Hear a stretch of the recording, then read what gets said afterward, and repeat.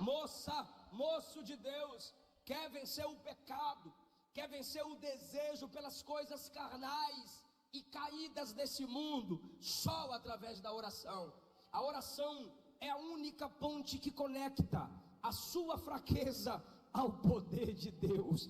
A oração é a única ponte que conecta a sua necessidade à providência divina. Abra sua Bíblia comigo, por favor. Atos dos Apóstolos, capítulo 9, a partir do versículo 11. Versículo 10, a partir do 10, por favor. Havia em Damasco um discípulo chamado Ananias.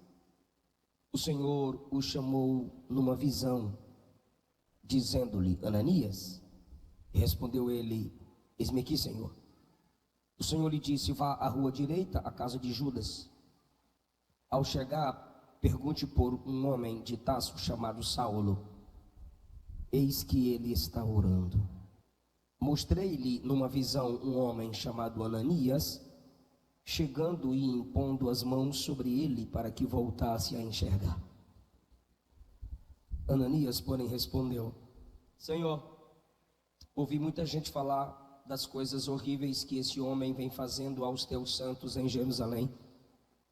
E ele tem a autorização dos principais sacerdotes para prender todos os que invocam o teu nome.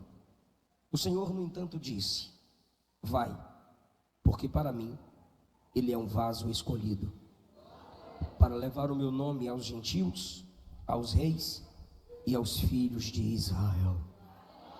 E eu lhe mostrarei o quanto deve padecer pelo meu nome. Se você puder manter sua Bíblia aberta, faça isso, se isso facilita a sua compreensão. Alguns irmãos preferem ficar olhando direto para o pregador, pois aprende mais escutando do que lendo. Eu quero falar com vocês, subordinado ao tema avivamento em Damasco. O que aconteceu aqui, que pode ser caracterizado um avivamento? Atos dos Apóstolos tem um avivamento e vários avivamentos. Na história da igreja não tem avivamento, só tem avivamentos e despertamentos. Só um avivamento pode ser chamado de o avivamento. É Atos 2. Cumprindo-se o dia de Pentecostes, estavam todos reunidos no mesmo lugar. De repente, veio do céu um som como de um vento, veemente, impetuoso, e encheu toda a casa em que estavam assentados. E foram vistas sobre cada um deles línguas repartidas, como que de fogo, que repousavam sobre cada um deles. Todos foram cheios do Espírito Santo e começaram a falar em novas línguas, conforme o Espírito lhes concedia que falassem. Aquele avivamento ali é avivamento. Por quê? Porque é a partir dele que vieram todos os outros. Se você estuda, ou já estudou, já leu sobre algum tipo de avivamento em algum local, em algum lugar, vocês sabem que os avivamentos passam.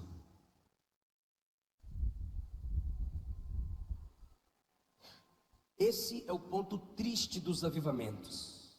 Eles passam. Se você for hoje à atual Turquia, você vai ver as igrejas do Apocalipse, daquelas cartas, só monumentos quebrados. O avivamento passou ali. Se você for à Europa, o que antigamente eram templos para cultuar o Senhor, hoje são boates, são bares. Se pratica o culto islã, porque os avivamentos passam, mas a presença do Espírito não. Os avivamentos são como ondas que vêm e vão. E eu dou graças a Deus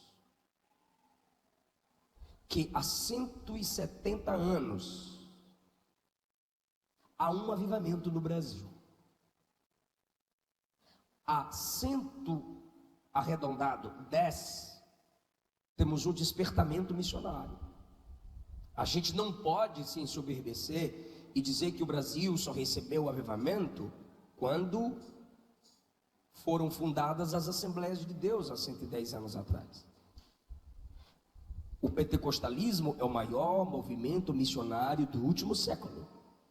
Mas antes de nós, a igreja reformada chegou aqui, evangelizando, colocando, apresentando Cristo como Senhor e Salvador. Chegou então um avivamento intelectual. E com o pentecostalismo, chegou então um avivamento missionário. Estamos aqui há menos tempo que os nossos irmãos reformados e somos muito, mas muito maior do que eles. Por quê? Porque nós fomos originados num movimento missionário. Nós evangelizamos. Parece que isso é mentira, então eu vou repetir. Nós evangelizamos. Parece que é mentira de novo. Nós ganhamos almas. No pentecostalismo, a gente não espera ninguém virar reverendo para começar a pregar. Quem aceitou Jesus no domingo, na terça, já está por aí dizendo: Jesus me salvou, Jesus liberta, Jesus cura. A igreja confirma isso? Só que Lucas 19 diz que Jesus chora sobre Jerusalém e diz assim: você não aproveitou o tempo da sua visitação. Nós estamos aproveitando a visitação de Deus no Brasil. E os irmãos sabem que o avivamento para o Brasil não veio da Europa, veio dos Estados Unidos. E os Estados Unidos hoje está totalmente liberal. Brasil, África, perdoe-me, eu errei. África, Ásia, Brasil. Não sei se os senhores já sabem. Éramos o primeiro em pentecostalismo, não somos mais. Somos a terceira nação inflamada pelo batismo com o Espírito Santo. A primeira é a África, continente. Segundo continente, Ásia. Em alguns países da Ásia, principalmente interior da China. E não estou falando a grande capital, estou falando do interior da China, onde o evangelho é mais perseguido. Já ficamos em terceiro lugar, perdendo para alguns países da África, interior da China. E no Brasil, essa chama ainda arde. Mas éramos os primeiros. E isso é provado por pesquisa. Pergunta para mim como? A África e a Ásia enviam mais missionários do que o Brasil.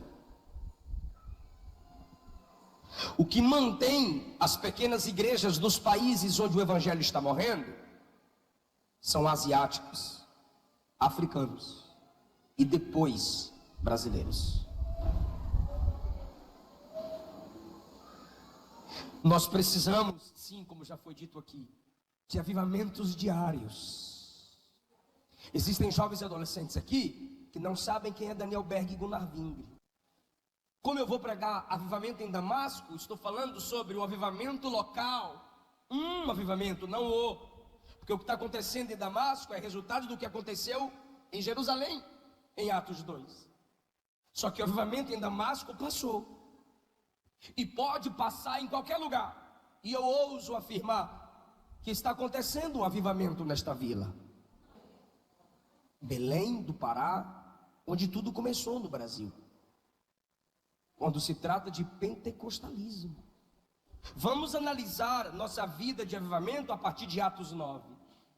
Para ver se estamos despertados ou vivendo como se fôssemos de fato visitados por Deus. Saulo se dedica em perseguir o povo de Deus, porque para ele só a tradição judaica é de Deus, e em Cristo a tradição judaica se tornou insignificante. não mais serve para aproximar ninguém do Pai. Mateus 3, João disse que o machado já estava posto à raiz de toda aquela tradição. Jesus disse que ele havia vindo para cumprir a lei. Lucas 24, isso ele disse em Mateus 5. Lucas 24, ele diz que nele se cumpriu os escritos da lei de Moisés e os profetas. Atos 2, Pedro disse que Jesus cumpriu nele, para que não possamos mais ter necessidade de cumprir a tradição judaica, para se aproximar de Deus. Pois Jesus disse em João 14 que ele é o caminho, a verdade e a vida, e ninguém vem ao Pai senão por ele. O escritor aos Hebreus deixa claro que é por causa de Jesus e não por causa do tabernáculo, nem do sacerdócio araônico, nem por causa do altar, nem por causa de sacrifícios que o homem se aproxima de Deus, mas é pela fé no sacrifício de Cristo na cruz do Calvário. Eu percebo que algumas igrejas, até pentecostais, para nossa vergonha, e quando estas intituladas pentecostais se comportam da maneira que vou dizer aqui, elas podem serem chamadas de neopentecostais. Ficam trazendo a tradição judaica para dentro da igreja. Está voltando, retrocedendo, enquanto Jesus nos manda avançar. Eles estão voltando para a antiga aliança. Mateus 26, Jesus disse que aquele era o sangue da nova aliança. Não estamos mais debaixo da aliança antiga. Por isso que eu disse a vocês que nesse livro eu escrevi que a gente precisa estudar o Antigo Testamento com os óculos do Novo. É o Novo Testamento que interpreta o Antigo Testamento. Jesus ressignificou todo o caminho de volta a Deus.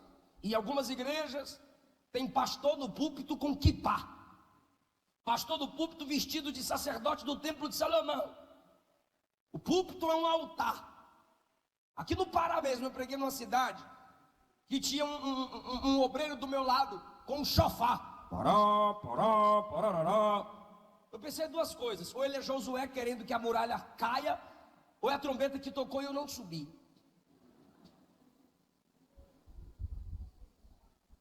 Igrejas que montam um tabernáculo dentro dela.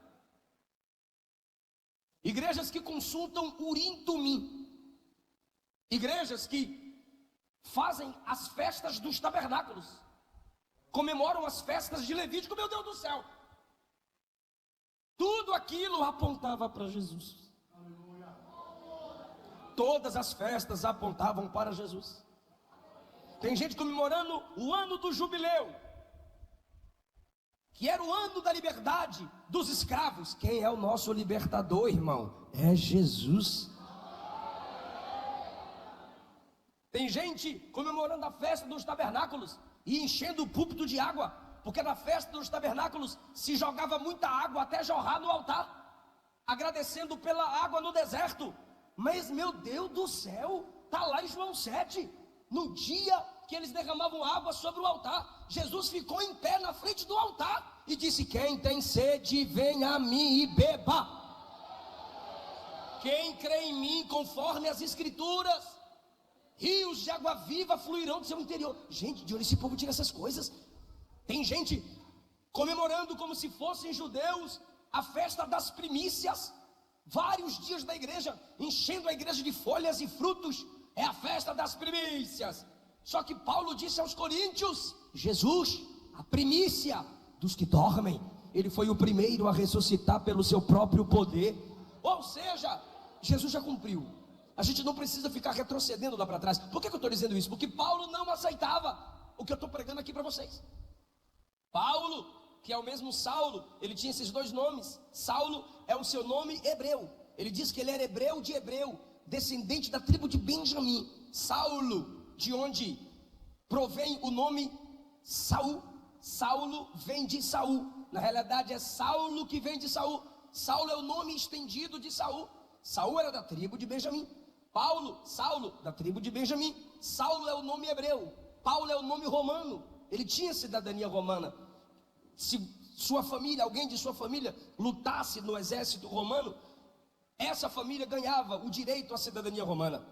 E um dos benefícios da cidadania romana está em Atos 16, quando Paulo é chicoteado e a gente para com Paulo cantando na prisão. E aí, depois que Paulo canta na prisão, o que acontece?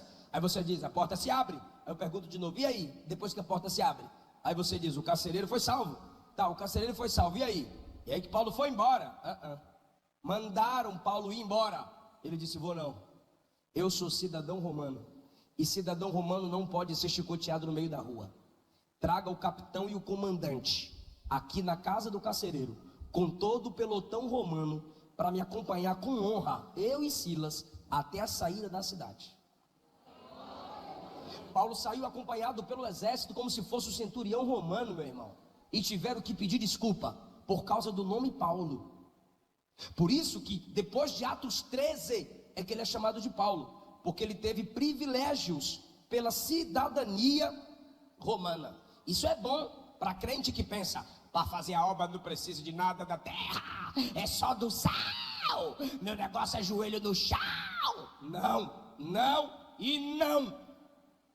Ele aproveitou os privilégios do conhecimento que tinha, do estudo que tinha, da influência que tinha, do poliglota que ele era, e isso fez com que ele avançasse na obra missionária.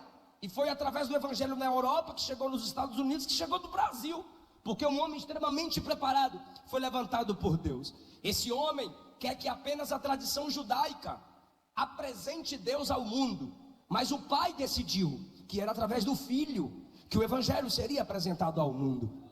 Em Damasco tem uma igreja que serve a Jesus, mas, olhe para mim por favor, como os primeiros cristãos eram judeus, judeus de nascimento, tá gente? Eles viam a sinagoga para ouvir a leitura da Bíblia, porque a Bíblia não tinha a Bíblia completa como nós temos. Então na sinagoga tinha a leitura dos profetas, e eles iam todo sábado à sinagoga. Para quê, pastor? Só para ouvir, sentadinhos, caladinhos, mulheres do lado de fora, crianças do lado de fora, gentios do lado de fora, homens do lado de dentro, fazendo a leitura do livro do Senhor. Olha o privilégio e o valor que os crentes davam a essa ação de leitura da palavra de Deus. Saulo sabe que os crentes estão na sinagoga em Damasco. O que ele faz? Ele vai na sinagoga de Jerusalém, onde ele está estudando para ser rabino, e ele vai ter que provar publicamente que ele está preparado para ser um rabino que defende a tradição judaica. Como? Prendendo quem não depende da tradição judaica, prendendo quem não crer na tradição judaica para salvação.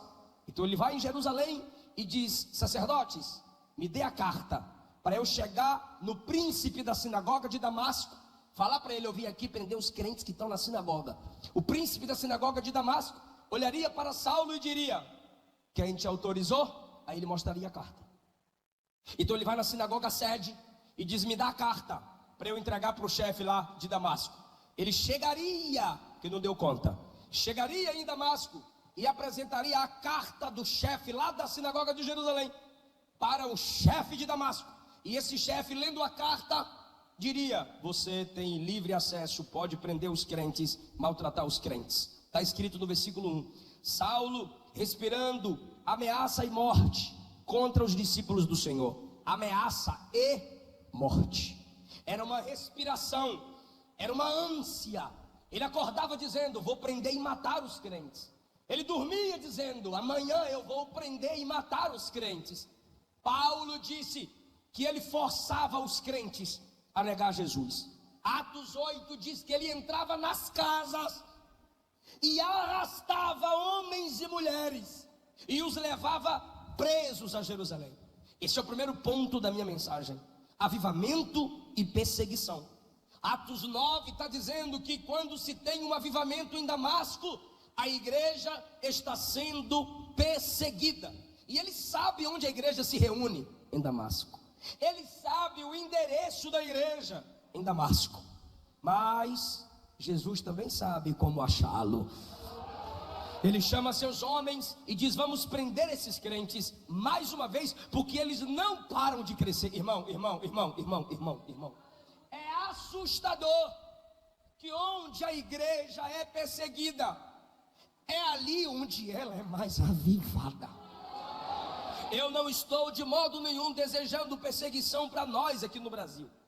Eu só estou dizendo que há um mistério por trás disso. Mistério que às vezes eu me pego refletindo. Onde a igreja é perseguida, os crentes se unem mais. Onde a igreja é perseguida, os ímpios veem os crentes morrendo sem negar o nome de Jesus, e eles acabam se entregando dizendo: ninguém pode morrer por uma mentira. Então, onde não há perseguição, muitos crentes são relaxados. Se você dá uma pesquisada até hoje, eu já disse a vocês na introdução da mensagem, onde a igreja é mais perseguida, está havendo mais avivamento, está havendo mais milagre. Está acontecendo um avivamento em Damasco. As pessoas estão abandonando a tradição judaica para seguir o caminho de Jesus. E o que vai acontecer? Perseguição. Versículo 2, ele pega as cartas para entrar na sinagoga de Damasco e prender os crentes. E a Bíblia diz que ele queria prender homens e mulheres, os líderes das famílias. Destruindo a família, se destrói a igreja. Dividindo as famílias, se divide a igreja. O avivamento atrai ou desperta a perseguição. Se a gente começar a pregar como de fato deveríamos, se a gente começar a orar como de fato deveríamos, seríamos mais perseguidos do que o que somos. E eu não estou dizendo que não há perseguição no Brasil. No Brasil, somos perseguidos por leis. No Brasil e alguns países, a perseguição é leis que limitam o desenvolvimento da nossa pregação. Existem escolas no Brasil que já não pode mais se evangelizar. Existem regras para serem cumpridas no exercício do ministério evangelístico em presídios. Não foi proibido, mas acrescentaram regras para se complicar a nossa liberdade de pregação ali. Há leis que tramitam lá em Brasília para se tirar da Bíblia textos contra homossexualidade, textos contra pecado. Isso é perseguição. Querem tirar das escrituras palavras que nos lembram que o nosso Deus é santo. Sabe o que eu acho maravilhoso? É que o avivamento que despertou o perseguidor transformou o perseguidor em pregador. Por quê? É porque tem um avivamento lá, que ele está vindo em Damasco prender os crentes. E quando ele está chegando, o Cristo que avivou Damasco diz: chega mais perto, chega mais um pouquinho. E quando ele chega, Jesus o cerca, derruba, chama pelo nome, o salva e o transforma no maior plantador de igrejas. O avivamento atrai perseguição, mas transforma os perseguidores. Os irmãos vão perceber que esse Saulo, que nos versículos 1 e 2, se prepare para dar um glória lindo. Esse Saulo que nos versículos 1 e 2 pede carta para prender os crentes. Depois que tem o encontro com o avivador, ele não pede cartas para maltratar os crentes, ele escreve cartas para edificar os crentes. Aleluia. Ele não mais destrói fisicamente falando as igrejas, ele escreve cartas para consolar a igreja em Corinto, a igreja em Éfeso, a igreja na Galácia, a igreja em Filipos, a igreja em Tessalônica. Irmão, tem gente que tem ódio da igreja, e a gente faz o que por essas pessoas? Odeia também. Mas olha o que Jesus faz. O versículo 1 diz que Saulo tem ódio da igreja, e Jesus vai lá nele e o salva. Claro, depois de quebrá-lo, que ele estava se achando muito. Perceba, irmão, segundo lugar, que houve um avivamento no caminho. Diga, caminho. O versículo de número 2 diz que ele estava lá para perseguir os seguidores do caminho. Olha que coisa linda. A igreja era chamada de o povo do caminho. Dois significados. A igreja era chamada no versículo 2 de o povo do caminho, por duas razões. A primeira razão é porque eles seguiam aquele que disse: eu sou o caminho. A segunda razão é porque eles eram o povo que caminhavam evangelizando. A igreja em Damasco era o povo do caminho, porque estavam sempre em trânsito, aproveitando a Pax Romana. A Pax Romana eram navios com a polícia romana, protegendo os mares dos piratas. Os crentes aproveitaram a Pax Romana e as estradas que os romanos fizeram, que até hoje tem muitas delas na Europa, os crentes aproveitavam e andavam por essas ruas e pelo mar para evangelizar o povo do caminho, o povo que se movimenta, o povo que não para, o povo que vai, busca o pecador e traz a presença de Jesus para ouvir a sua palavra. O povo do caminho, porque o evangelho é uma trajetória, a santificação é um processo semelhante ao passo a passo do caminho. E que tipo de caminho aquela igreja avivada andava? Vamos ver agora se nós estamos sendo avivados. Primeiro, avivamento sempre está ligado à perseguição.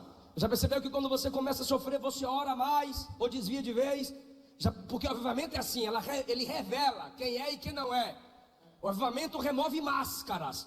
Então vem a luta, ou você ora ou você vaza, ou você se enche ou você esvazia, ou você vem à casa de Deus ou você vai para a novela e entrega os pontos. O avivamento é assim. A igreja em Damasco, perseguida a partir do capítulo 8, o que a igreja está fazendo em Damasco? No caminho. Qual caminho aquela igreja andava? A Bíblia Sagrada diz que quando Ananias foi falar com Jesus sobre Saulo, Ananias disse que a igreja era o povo que invocava o nome do Senhor. Invocar o nome do Senhor.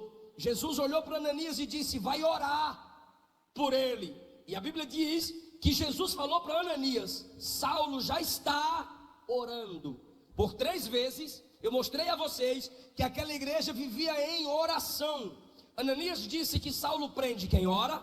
Jesus mandou Ananias orar por Saulo, e Jesus falou para Ananias que Saulo já estava orando em Damasco, porque onde tem avivamento, tem oração. Onde tem oração, tem avivamento.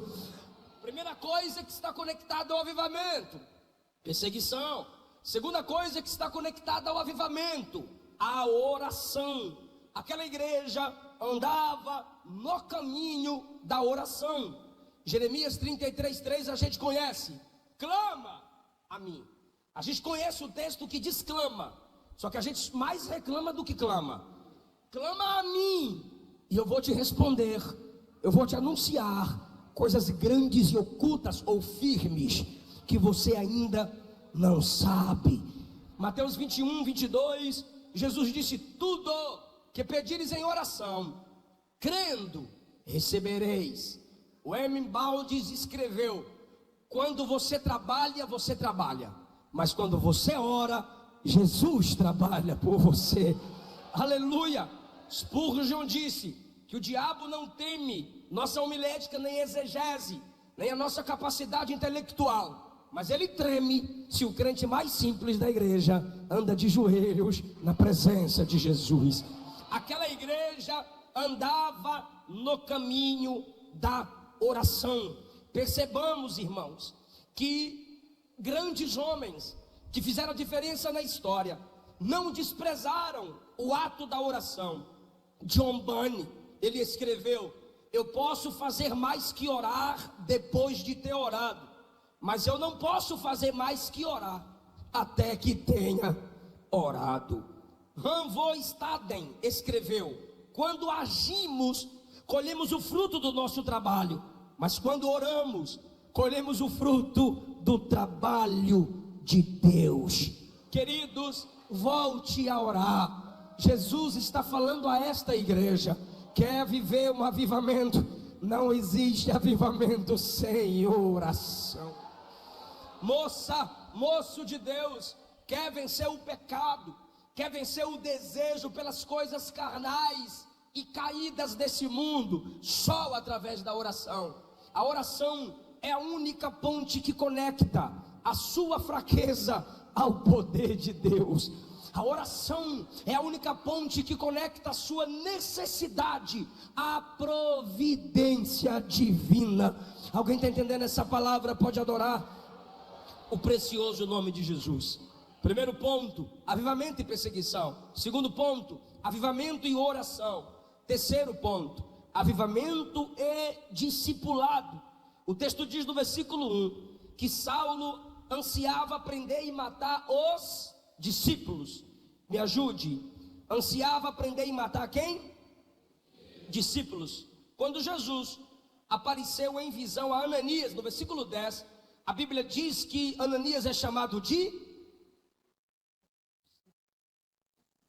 Versículo 10 diz que Ananias é chamado de discípulo. Ou seja, para nós, discípulos eram só aqueles que andaram com Jesus durante 3 anos.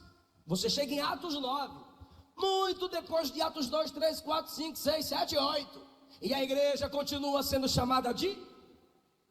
Fala discípulo, meu Deus. Muito depois de Atos 2, 3, 4, 5, 6, 7, 8. A igreja continua sendo chamada de... Atos 2 teve quase 3.000 almas. Atos 3 teve o coxo andando, Pedro virou corajoso pregando. Atos 4 a casa tremeu, se encheram do Espírito. Atos 5 Ananias e Safira morrem, o Espírito faz o avivamento, ainda tira Pedro e João da igreja, da prisão para ir para a igreja, perdão. Atos 6 e 7 o ministério de Estevão, aquela morte do Marte vendo a glória de Deus.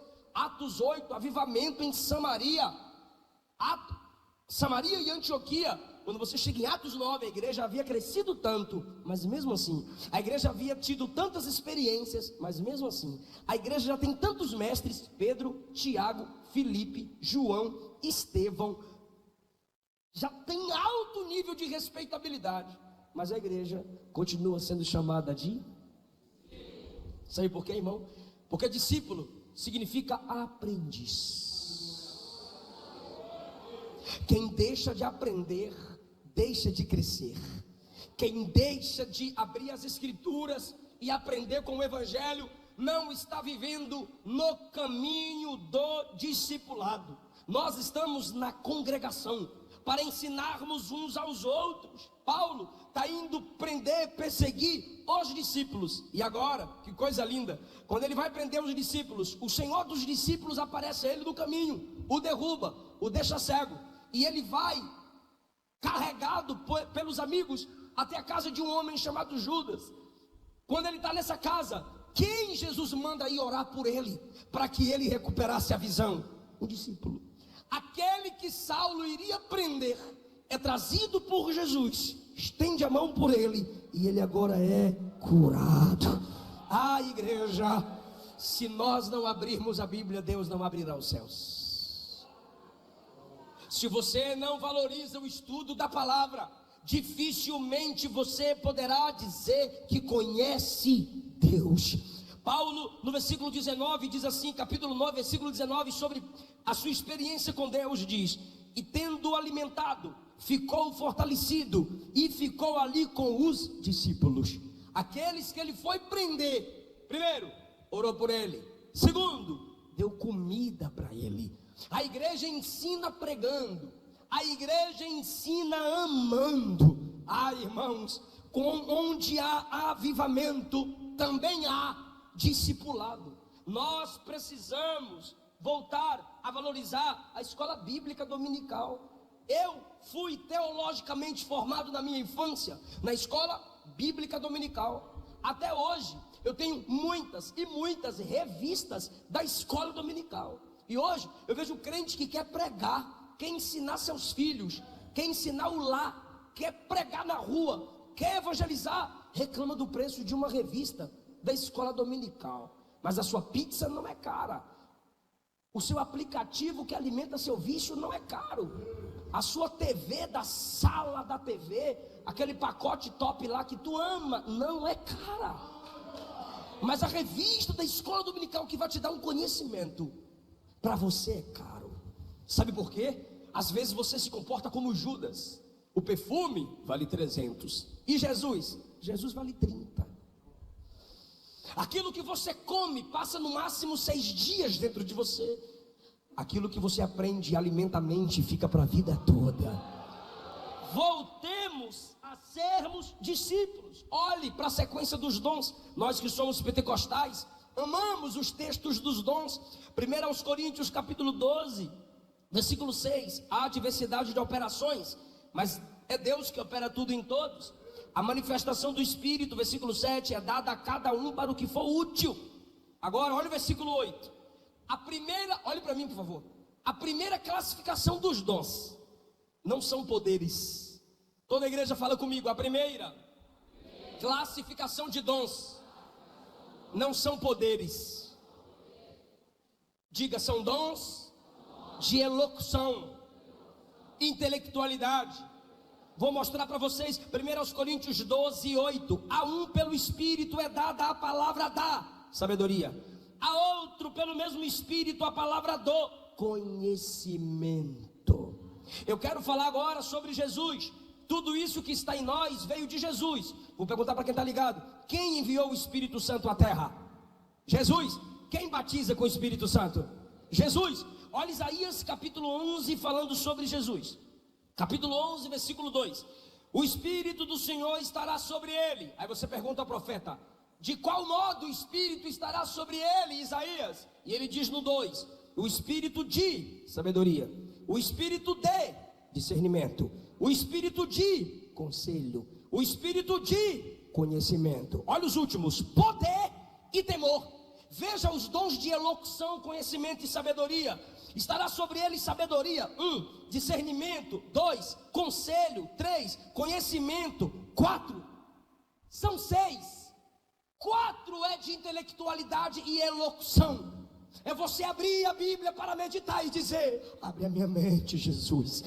É você abrir o texto e dizer: me dá luz na palavra, Jesus. É você estar ouvindo a palavra e dizer: me alimenta, Jesus. É você levantar a mão e dizer: abre a porta da palavra para mim. Alguém está entendendo essa palavra aqui, irmão? A igreja ainda é feita de discípulos e tem uma promessa. É juízo, mas eu pego como promessa também. Haverá um tempo em que enviarei sobre a terra fome. Fome não de pão, sede não de pão, mas da palavra. O texto está dizendo que seria escasso. Parece que já chegou esse tempo. Hebreus 3:13 diz: exortai-vos uns aos outros. Exortar aqui não é brigar, é ensinai-vos. 1 Coríntios 14 diz que na igreja tem mestres. Tito capítulo 2, Paulo disse que na igreja tem mestras. As irmãs mais velhas ensinando as mais novas. Em vez de ficarem nos seus grupinhos ou nas suas portas de fofoca, chamem as mais novas, abra a Bíblia e ensinem-as como se vestir, como orar, como tratar o marido, como respeitar os pais. As mestras servem para ensinar as mais novas. A gente precisa voltar a ensinar uns aos outros. Os irmãos estudam a semana inteira para dar aula na escola dominical. Quando procura os filhos dos crentes, está roncando em casa, porque ficou até 3 da manhã vendo o TikTok. E a mamãe dizendo que o filho é cheio de Deus. Não é. Eu lembro da minha mãe acordando a gente para ir para a escola dominical. Meu pai era mais para frente. A gente não queria acordar, ele botava água na vasilha e dizia: bora tomar café. E a gente acordava: ai pai, para. E ali já brincava, estressava, ia para o culto e olhava para trás. A minha mãe estava com cipó na mão. Não assusta não, Nutella. E a minha mãe fazia aquela filinha de 6 filhos. Para quê? Para beber água. Que horas? Antes do culto começar. Vai todo mundo no banheiro, para não ficar na hora da palavra, saindo toda hora. E ajudou, pastor. Hoje eu sou pastor, irmão.